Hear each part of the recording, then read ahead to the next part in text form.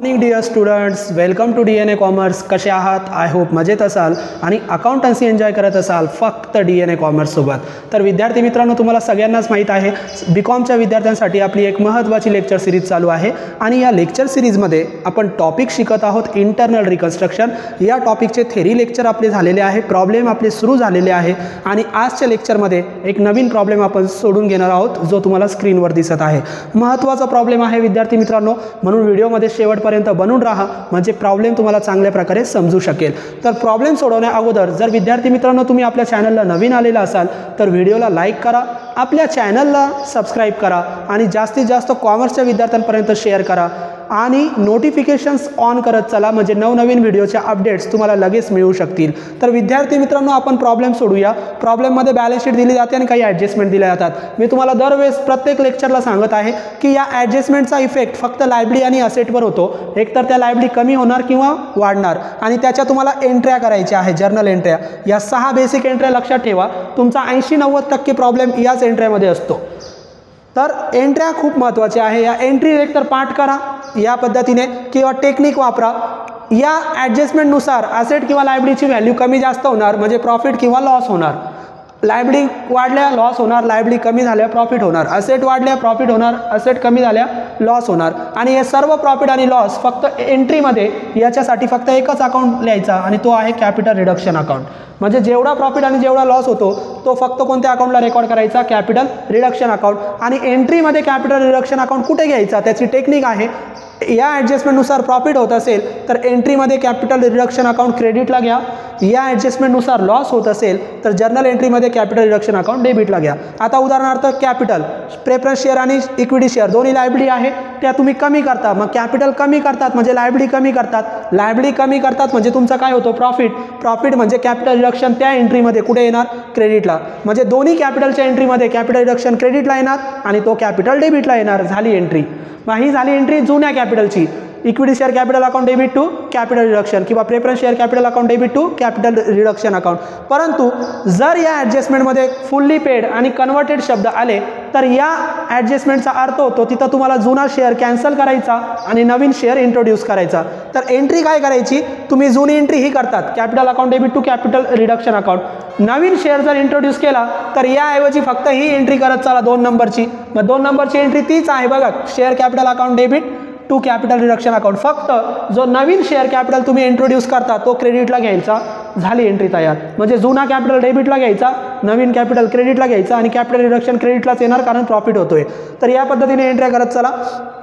चला आपण सोडूया एंट्री. मग 7% प्रेफरन्स शेअर, मी तुम्हाला सांगितलं प्रेफरन्स शेअर असू द्या इक्विटी शेअर असू द्या ते कमी झाल्या तर एंट्री काय होणार? कॅपिटल रिडक्शन क्रेडिटला आणि तो शेअर कॅपिटल डेबिटला. परंतु इथं फुल्ली पेड आणि कन्वर्टेड शब्द आले तर नवीन शेअरची एंट्री करायची. 7% preference share to be converted. Converted शब्द आला, कशामध्ये कन्वर्ट झाला? 9% मध्ये. मग इथं कन्वर्टेड शब्द आला तर ही एंट्री करायची नाही, आता ही नवीन शेअरची एंट्री करायची. मग कोणता शेअर आहे? Preference share. मग प्रेफरन्स शेअर डेबिटला घ्या, परत प्रेफरन्स शेअर क्रेडिटला घ्या आणि कॅपिटल रिडक्शन क्रेडिटला घ्या. करा एंट्री. तर एंट्रीमध्ये आपण जाऊया विद्यार्थी मित्रांनो. एंट्रीमध्ये अगोदर डेट लिहा 31 मार्च 2021. 31 मार्च 2021. मग आपला जुना कॅपिटल कोणता आहे? 7% प्रेफरन्स शेअर. म्हणजे तो डेबिटला घ्यायचा. 7% preference share capital account debit. आता जो जुना आहे तो पूर्णच्या पूर्ण घ्यायचा. म्हणजे जुना 7% प्रेफरन्स शेअर किती? 3 लाख. आता जर इथं एंट्रीमध्ये फुल्ली पेड किंवा कन्वर्टेड शब्द नसता तर डायरेक्ट आपण कॅपिटल रिडक्शन क्रेडिटला घेतला असता. परंतु आता कॅपिटल रिडक्शन क्रेडिटला घेण्याऐवजी कन्वर्टेड शब्द आहे, मग नवीन शेअर घ्या. मग नवीन किती पर्सेंट आहे? 9%. तो क्रेडिटला घ्या. मग इथं लिहा टू नवीन शेअर किती? 9% preference share capital.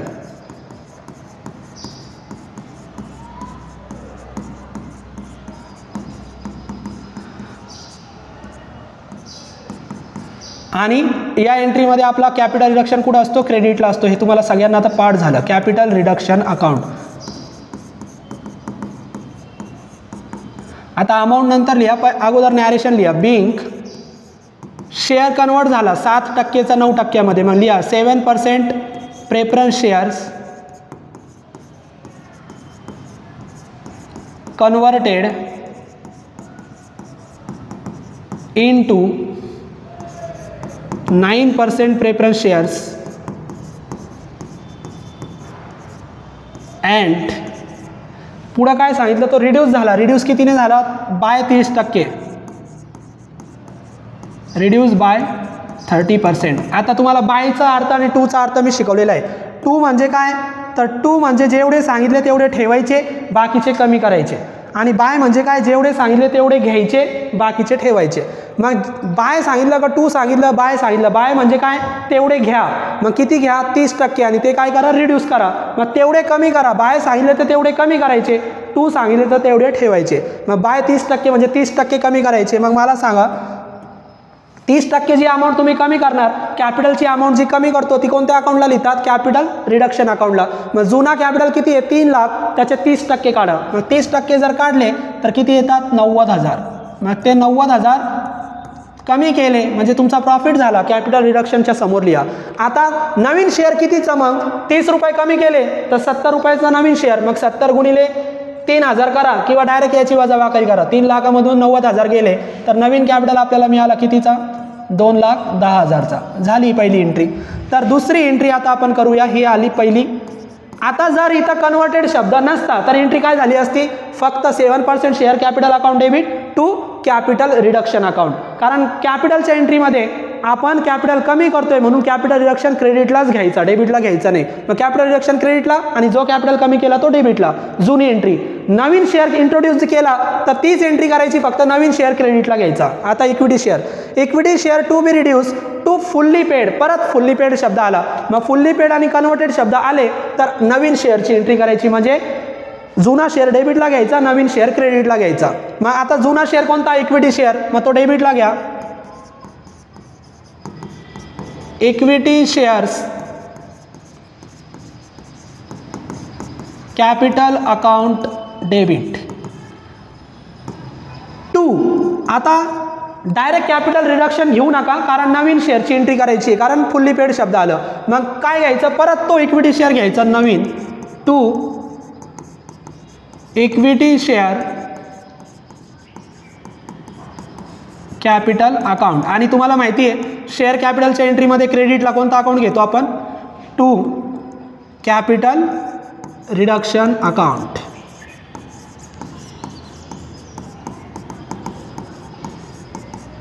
Narration amount आपण नंतर लिहू. बिंक. आता नॅरेशन नाही जमलं, इथं कन्वर्टेड वगैरे नाही आहे, तर तुम्ही इथं या पद्धतीने घ्या. Equity share to be reduce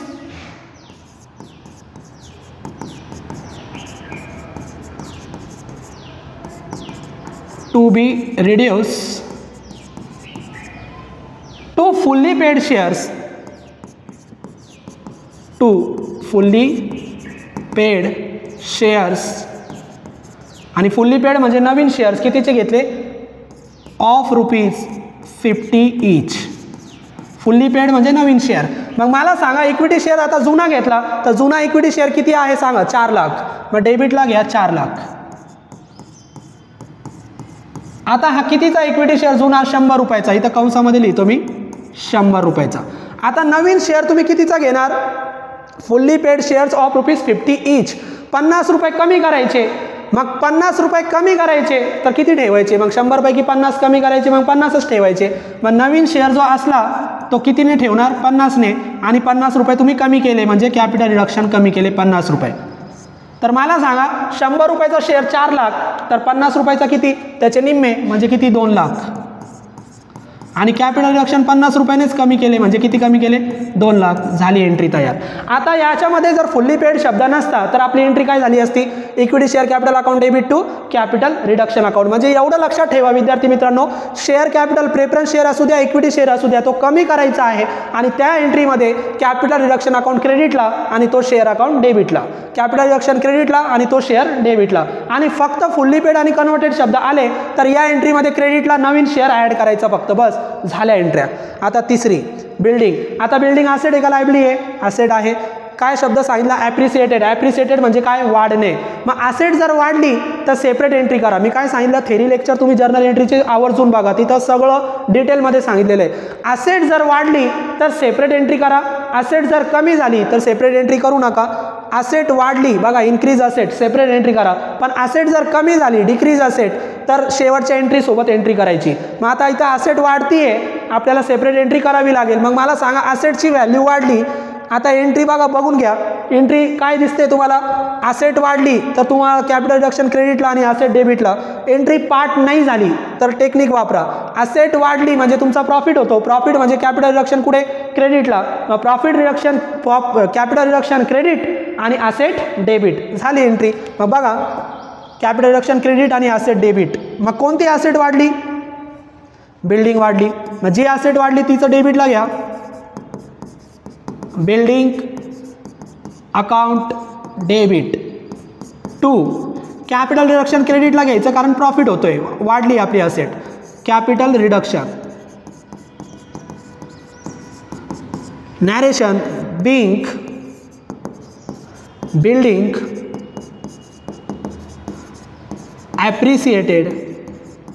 ॲप्रिसिएटेड म्हणजे वाढणे. किती वाढली, बाय 20%, बाय 20%. आता अमाऊंट लिहा.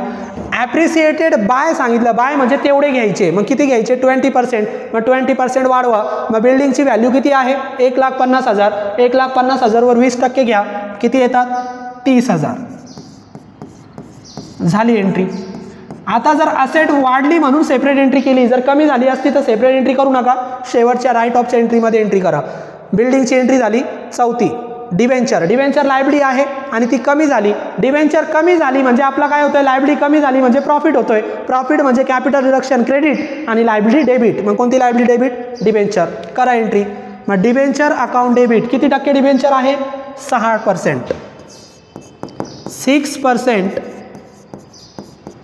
डिबेंचर्स अकाउंट डेबिट आणि लायबिलिटी जेव्हा जेव्हा कमी होणार प्रॉफिट होणार म्हणजे कॅपिटल रिडक्शन क्रेडिटला द्यायचं. 2 कॅपिटल रिडक्शन अकाउंट. झाली एंट्री. पार्ट करायची पण गरज नाही, टेक्निक वापरा. नॅरेशन, बिंग डिबेंचर्स रिड्यूस केले आपण. रिड्यूस किती रिड्यूस आहे बघा, अमाऊंट दिली का नाही दिले, पर्सेंटेज दिले, बाय 20%. मग आता परत डिबेंचर रिड्यूस बाय 20%. बाय म्हणजे तेवढे घ्यायचे. मग किती घ्यायचे, 20%. मग 20% कमी करा. मग डिबेंचरची व्हॅल्यू बघा, 3 लाख. 3 लाखावर 20% किती येणार, 60,000. तर या पद्धतीने विद्यार्थी मित्रांनो एंट्री करू शकतात. फक्त प्रॉफिट होत असेल कॅपिटल रिडक्शन क्रेडिटला घ्यायचा, लॉस होत असेल कॅपिटल रिडक्शन डेबिटला घ्यायचा आणि ज्याच्यामुळे प्रॉफिट, ज्याच्यामुळे लॉस झाला तो अकाउंट दुसऱ्या एंट्रीला घ्यायचा. डिबेंचर झालं. ऑल इंटॅन्जिबल असेट आणि फिक्टिशियस असेट आपण शेवटी एंट्री करतो, परंतु ही ॲडजस्टमेंट पूर्ण वाचत चला, त्याच्यामध्ये अजून एक ॲडजस्टमेंट दिली जाते. इथपर्यंत फुल स्टॉप आहे, त्याच्या पुढे बघा. Utilise profit prior to incorporation. बघा एक ॲडजस्टमेंट त्याच्यामध्ये दिली. काय दिली, profit prior to incorporation utilise करा. आता ही ॲडजस्टमेंट आपण मागच्या प्रॉब्लेममध्ये पण शिकलो, आता परत सांगतोय. प्रॉफिट प्रायर लायबिलिटीला असतो. लायबिलिटी तुम्ही वापरताय म्हणजे लायबिलिटी काय होणार, कमी होणार. मग लायबिलिटी कमी होणार, प्रॉफिट तुम्ही वापरताय, लायबिलिटी कमी होणार. लायबिलिटी कमी म्हणजे प्रॉफिट झाला. प्रॉफिट झाला म्हणजे कॅपिटल रिडक्शन क्रेडिट आणि तो अकाउंट डेबिट. मग कोणता अकाउंट डेबिट, प्रॉफिट वापरला मग profit account debit, capital reduction credit. बघा एंट्री. पाठ करायची पण गरज नाही. Profit prior to, profit account debit, capital reduction credit. तर प्रत्येक वेळेस हीच एंट्री करायची. प्रॉफिट प्रायर वापरला तर प्रॉफिट प्रायर डेबिटला घ्यायचा, कॅपिटल रिडक्शन क्रेडिटला घ्यायचं कारण प्रॉफिट होतोय. मग 5 number profit prior to incorporation account debit आणि कॅपिटल रिडक्शन क्रेडिटला घ्या. To capital reduction account. अगोदर नॅरेशन लिहून चला. आपण याला युटिलाइज केलं मग तसंच लिहायचं. Being profit prior to incorporation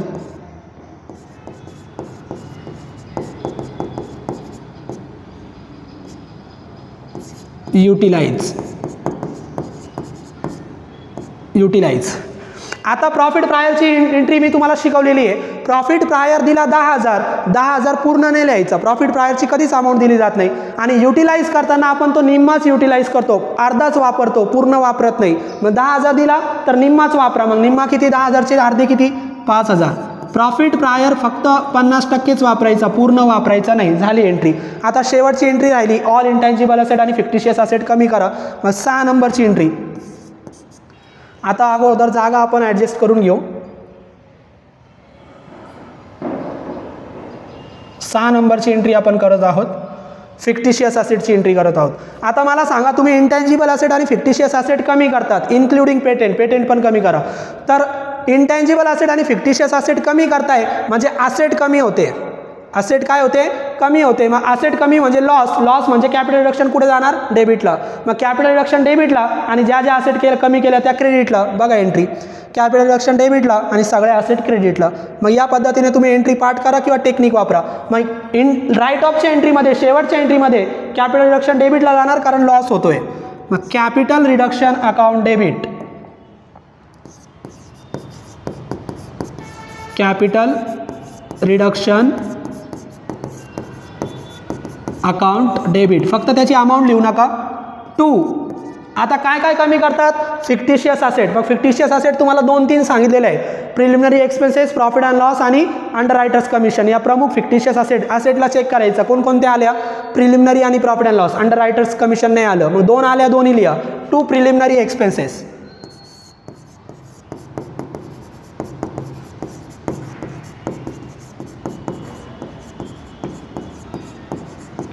दुसरी कोणती आली?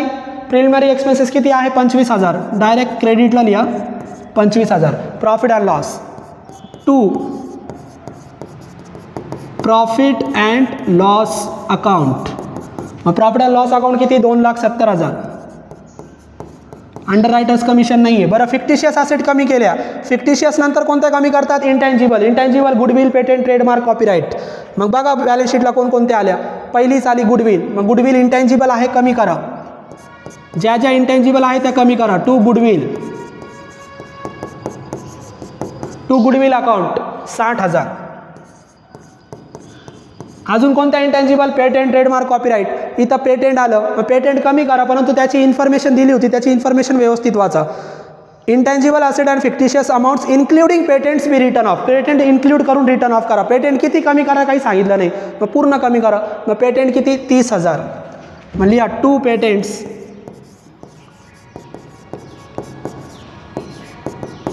किती? 30,000.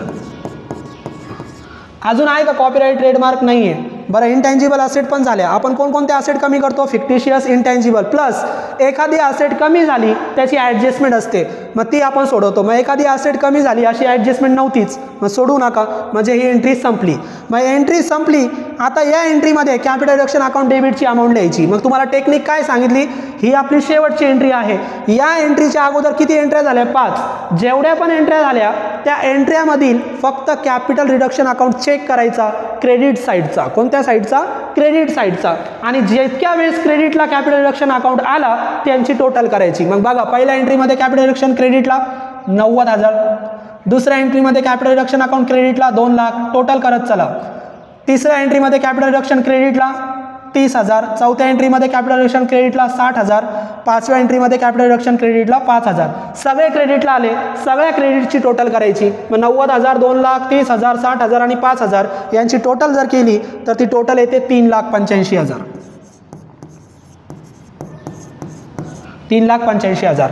आता प्रश्न आहे, सगळ्या क्रेडिटची टोटल करतात, पण एखाद्याच्या मनात प्रश्न आला, सर कॅपिटल रिडक्शन जर डेबिटला आला तर या एंट्र्यामध्ये, वरच्या एंट्रीमध्ये म्हणजे या एंट्रीच्या अगोदर वरती जर कॅपिटल रिडक्शन डेबिटला आला तर क्रेडिटची टोटल करायची आणि त्या क्रेडिटच्या टोटलमधून डेबिट वजा करून मग इथं लिहायचं. मग डेबिटला आलाच नाही म्हणून क्रेडिटची सर्व टोटल करा.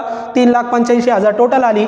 नॅरेशन. आता नॅरेशन लिहिण्या अगोदर आपण डेबिट क्रेडिट मॅच करतो. डेबिट 3,85,000, क्रेडिट पण 3,85,000 भरलं पाहिजे. आणि हे जर भरलं नाही, कमी पडलं तर डिफरन्सला नाव देतो आपण कॅपिटल रिझर्व्ह. परंतु याची टोटल जर केली 270 आणि 30, 3,60,000 आणि 25, 3,85,000.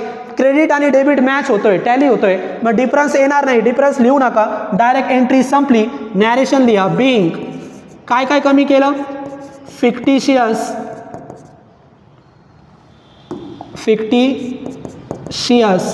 and intangible assets.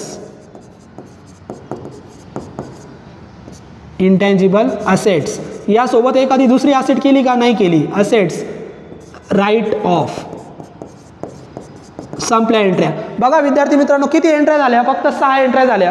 प्रत्येक प्रॉब्लेममध्ये 6-7 एवढ्याच एंट्र्या कराव्या लागतात आणि त्याच बेसिक एंट्र्या असतात. एकतर या पाठ करा किंवा माझी टेक्निक वापरा. टेक्निक काय आहे? प्रॉफिट लॉस झाला तर कॅपिटल रिडक्शन क्रेडिट डेबिटला द्या, बाकीचं डेबिटला घ्या. तर या पद्धतीने एंट्र्या झाल्या. आता सोडवा कॅपिटल रिडक्शन अकाउंट आणि बॅलन्स शीट. मग कॅपिटल रिडक्शन अकाउंट 2च मिनिटात सॉल्व्ह झाला पाहिजे. जर्नल एंट्री बघायची आणि कॅपिटल रिडक्शन अकाउंट तयार करायचं. मग काय बघायचं जर्नल एंट्रीमध्ये?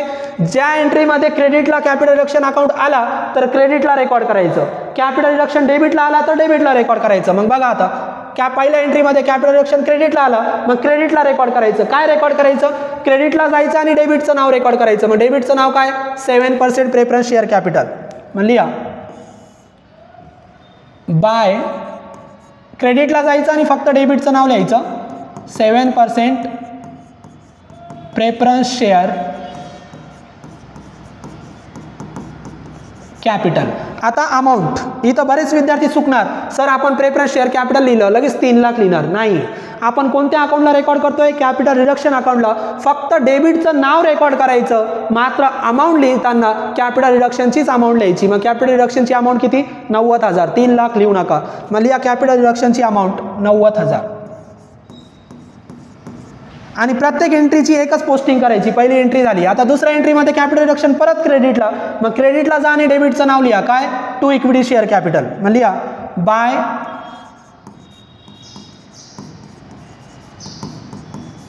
Equity share capital. आणि इक्विटी शेअर कॅपिटलची अमाऊंट, इक्विटी शेअर कॅपिटलची अमाऊंट नाही घ्यायची. कोणती अमाऊंट घ्यायची? कॅपिटल रिडक्शनची. कॅपिटल रिडक्शन किती? 2 लाख. मग लिहा 2 लाख. अमाऊंट मात्र कॅपिटल रिडक्शनचीच घ्यायची, कॅपिटलची घ्यायची नाही. बरं दुसरी एंट्री झाली. तिसरी एंट्री प्रत्येक एंट्रीची एकच पोस्टिंग. कॅपिटल रिडक्शन क्रेडिटला आहे, क्रेडिटला जा, डेबिटचं नाव लिहा बाय बिल्डिंग 30,000. मग लिहा फास्ट लिहू आपण थोडं. By building 30,000. आता टेक्निक समजलं. क्रेडिटला असेल तर क्रेडिटला जायचं आणि डेबिटचं नाव लिहायचं. चौथी एंट्री क्रेडिटला आहे, क्रेडिटला जा, डेबिटचं नाव लिहा bye 6% debenture 60,000. 6% debenture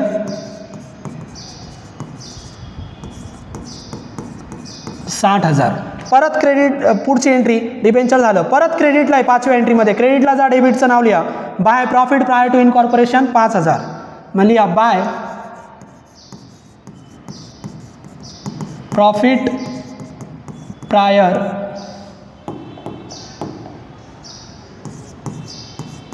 to incorporation 5,000. बरं प्रॉफिटची एंट्री झाली. प्रॉफिटच्या एंट्रीनंतर शेवटची एंट्री. आता कॅपिटल रिडक्शन डेबिटला आहे. मग डेबिटला जायचं आणि सगळ्या क्रेडिटचे नावं लिहायचे. मग डेबिटला जा टू प्रिलिमिनरी एक्सपेन्सेस 25,000. मग डेबिटला जा टू प्रिलिमिनरी एक्सपेन्सेस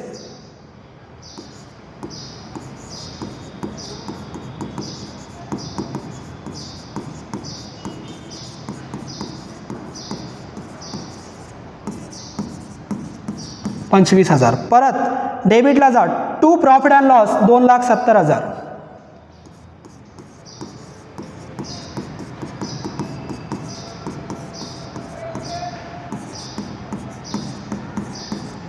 परत टू गुडविल 60,000.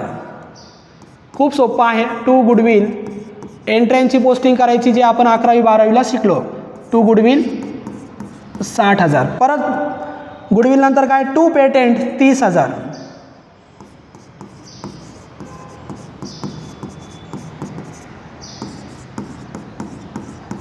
आणि पेटेंट नंतर काय? पेटेंट नंतर काहीच नाही. एंट्री संपली, पोस्टिंग संपली. आणि ही एंट्री विद्यार्थी मित्रांनो तुमची टॅली झाली होती. मग टॅली झाली याचा अर्थ ऑटोमॅटिक टॅली होणार 3,85,000ला. हा अकाउंट ऑटोमॅटिक क्लोज होणार 3,85,000. करून बघा कॅल्क्युलेटरवर. 3,85,000. तर फक्त पोस्टिंग करायची एंट्रीमध्ये क्रेडिटला असेल तर क्रेडिटला जायचं, डेबिटचं नाव लिहायचं. कोणतं अकाउंट? Capital reduction account. एंट्रीमध्ये कॅपिटल रिडक्शन अकाउंट डेबिटला असेल, डेबिटला जायचं आणि क्रेडिटचे नावं लिहायची. फक्त अमाऊंट कॅपिटल रिडक्शनची लिहायची. बॅलन्स शीट आता राहिली. आता आपण बॅलन्स शीट सोडूया. जागा आपण ॲडजस्ट करून घेऊ. हे वरती जाऊ देऊ आणि फक्त बॅलन्स शीट आता सोडू. बॅलन्स शीट मी तयार करून घेतलेला आहे. बॅलन्स शीटसाठी आपण प्रॉब्लेम थोडा मोठा करू, कारण प्रॉब्लेम आपल्याला लागणार आहे बॅलन्स शीटसाठी.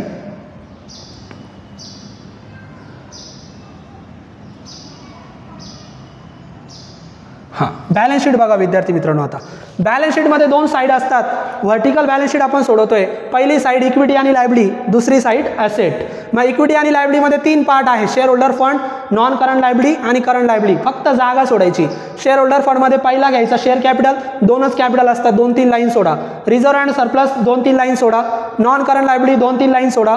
करंट लायबिलिटी 2-3 लाईन सोडा. झालं. त्याच्यानंतर टोटल. दुसरा पार्ट असेट. पहिली असेट घ्या, फिक्स असेट 2-3 लाईन सोडा.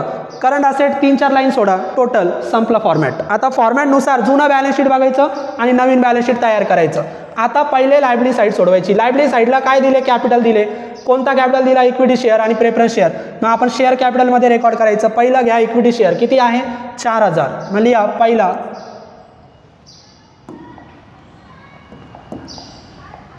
4000. नंबर 1 4000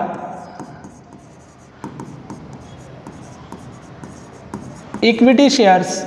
आता 4000 इक्विटी शेअर्स. इथं 100 रुपयाचा दिला. 100 रुपये नाही घ्यायचा. का? कारण एंट्रीमध्ये आपण दोन्ही एंट्रीमध्ये नवीन कॅपिटल इंट्रोड्यूस केला. मग नवीन कॅपिटल घ्यायचा. एंट्री बघा, इक्विटी शेअरची एंट्री. नवीन कॅपिटल कितीने इंट्रोड्यूस केला? 50 रुपयाने. आणि नवीन कॅपिटलचीच अमाऊंट घ्यायची. आता हा जुना शेअर कॅन्सल झाला. जुना शेअर कॅन्सल झाला आणि नवीन शेअर लॉन्च झाला. मग नवीन कॅपिटलच घ्यायचा. मग नवीन कॅपिटल किती आहे? नवीन कॅपिटल आहे 2 लाख. किती रुपयाचा? 50 रुपयाचा. मग घ्या ऑफ ₹50 ईच आणि त्याची अमाऊंट होती 2 लाख. जुनी अमाऊंट घेऊ नका, कारण नवीन शेअर इंट्रोड्यूस केला. आता दुसरा शेअर कॅपिटल. दुसरा कोणता आहे? Preference share.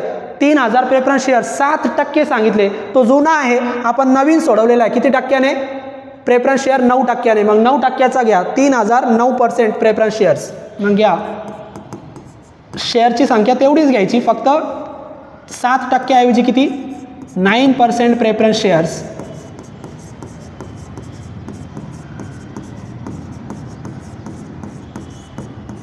ऑफ ₹. आता कितीने घ्यायचं? तर प्रेफरन्स शेअरची अमाऊंट बघा इथं. प्रेफरन्स शेअर आपण 2,10,000. ॲडजस्टमेंट बघा, रिड्यूस बाय 30%. 30% म्हणजे 30% आपण कमी केला. कितीपैकी? 100 पैकी. मग 100 पैकी 30% म्हणजे 30 रुपये. मग 30 रुपये कमी केला तर किती ठेवला? 70 रुपये. मग 70 रुपयांनी घ्यायचा. आणि त्याची अमाऊंट किती घ्यायची? नवीन शेअरची अमाऊंट किती आहे? 2,10,000. मग अमाऊंट घ्या 2,10,000. मग अमाऊंट लिहा 2,10,000 आणि कितीने घ्यायचा? तो 70ने घ्यायचा. 70 ईच. झालं. 2 कॅपिटल झाले. टोटल करा. आउटरला लिहा 4,10,000. Reserve and surplus. Reserve and सरप्लसमध्ये काय लिहितात? तर रिझर्व्ह अँड सरप्लसमध्ये प्रॉफिट प्रायर टू इनकॉर्पोरेशन लिहितात. आता प्रॉफिट प्रायर टू इनकॉर्पोरेशन इथं आपण लिहिलेलं आहे 10,000. त्याच्यापैकी तो वापरला किती? प्रॉफिट प्रायर 5,000 वापरला. मग शिल्लक किती राहिला? 5,000. जो शिल्लक राहिला तो बॅलन्स शीटला लिहा, लायबिलिटी साईडला. प्रॉफिट प्रायर रिझर्व्हमध्ये लिहितात. लक्षात घ्या. मग इथं लिहा प्रॉफिट प्रायर टू इनकॉर्पोरेशन. 5,000 वापरला होता. मग 5,000 तुमच्याकडे शिल्लक आहे. आउटरला लिहा 5,000. या व्यतिरिक्त रिझर्व्ह अँड सरप्लसमध्ये कॅपिटल रिझर्व्ह लिहितात, विसरू नका. आणि कॅपिटल रिझर्व्ह म्हणजे या एंट्रीचा फरक. कॅपिटल रिझर्व्ह आला नाही मग आत्ता लिहायची गरज नाही, परंतु आला तर रिझर्व्हमध्येच लिहा. आता non current liability. Non current liability म्हणजे long term liability. Long term liability एकच असते, डिबेंचर. जास्त करून तीच येते. मग डिबेंचर याच्यामध्ये लिहायचं नॉन करंटमध्ये 6% डिबेंचर. आणि डिबेंचरची ॲडजस्टमेंट बघायची फक्त. डिबेंचर काय झाले होते? रिड्यूस. मग कमी झाले होते. मग डिबेंचरची एंट्री आपण बघायची. डिबेंचर किती कमी झाले होते? 60,000 कमी झाले होते. मग 60,000 कमी झाले. जुने किती होते? 3 लाख. त्याच्यापैकी 60,000 कमी केले. शिल्लक जे राहिले ते बॅलन्स शीटला लिहायचे. मग शिल्लक किती? 2,40,000. त्याच्यानंतर डिबेंचर झालं. आता करंट लायबिलिटी. करंट लायबिलिटीमध्ये काय काय येतं? क्रेडिटर्स, बिल्स पेबल आणि बँक ओव्हरड्राफ्ट. त्याच्यापैकी एकच आलं सन्ड्री क्रेडिटर्स. त्या सिक्वेन्सनुसारच सोडवायचं. मग करंट लायबिलिटीमध्ये लिहा सन्ड्री क्रेडिटर्स. Sundry creditors. आता क्रेडिटर्स एखाद्या लायबिलिटीची जर तुम्ही एंट्रीज केली नाही, जर्नल एंट्री बघायची, डिबेंचरची एंट्री केली होती म्हणून डिबेंचर कमी करून लिहिले. आता क्रेडिटर्सची एंट्री आपण केलीच नाही, आपल्या डोक्यात असतं आपण 6 एंट्र्या केलेल्या आहे, कोणत्या एंट्र्या केल्या कोणत्या नाही आपल्याला माहीत असतं. सन्ड्री क्रेडिटरची एंट्रीज झाली नाही, ज्याची एंट्री झाली नाही त्याची पूर्ण अमाऊंट आपल्या बॅलन्स शीटला घ्यायची. मग किती अमाऊंट? 2 लाख. मग डायरेक्ट लिहा सन्ड्री क्रेडिटर्स आउटरला 2 लाख. विद्यार्थी मित्रांनो लायबिलिटी संपल्या, टोटल करा.